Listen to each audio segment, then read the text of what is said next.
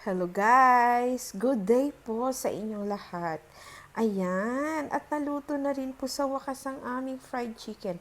Iba talaga pag ang Pinoy fried chicken ang prepare para sa family. Ay, naku, ang sarap ng itsura. Ayan, at ang skin, napakalutong. Oo guys, ang sarap nito. Ayan, dahil nga sa kami lang muna ang kakain, at kayo muna ay aming paiinggitin. Ayan, kaya tingnan nyo muna yung fried chicken na aming niluto. At eto na nga po, ini-slice na dahan-dahan. Ang sarap, yummy-yummy talaga guys. Opo. At sana, pag ito ay nasa market na, ay sana po ay bumili rin kayo para inyong matikman. Masarap na klaseng Pinoy fried chicken. Ayan.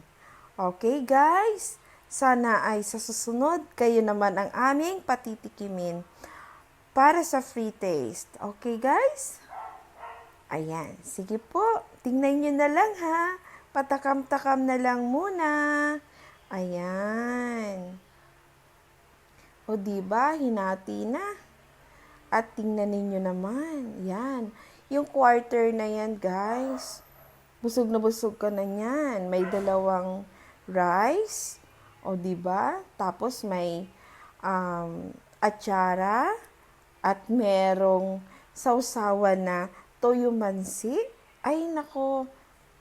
Para bang galit-galit muna tayo. Kakain muna ako. Ganon. Tapos, syempre, merong sili. O, di ba? Merong chili. Ayan. So, salamat guys sa inyong panonood. Kahit po ako ay natatakam sa aking pinapanood. Ayan, ang sarap po talaga guys. Kasi po talagang yung linamnam ng chicken na yan, ang kanyang lasa ay hanggang sa loob-loob ng kanyang laman. At juicy po talaga yan guys. Oo, ayan. Maraming salamat guys sa inyong panonood. At sana po ay sa susunod sabay-sabay tayong kakain. At ito ang ating ulam. Filipino fried chicken na prepare ni Kuya Jess. Ayan. Okay? Ang sarap. Yummy-yummy talaga. Ang sarap. Ayan.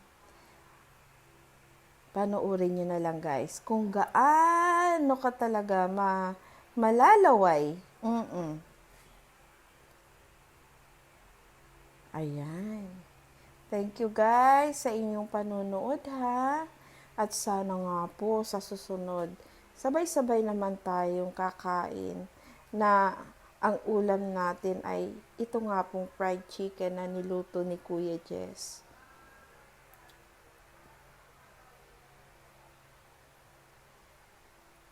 Ayan. So dahil sa kami pa lang naman ang titikim niyaan,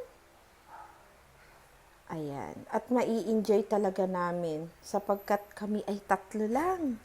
Ayan. O, diba?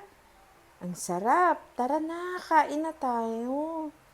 Nagugutom na talaga ako. Ayan. O, tignan nyo ha. Tingnan nyo na lang.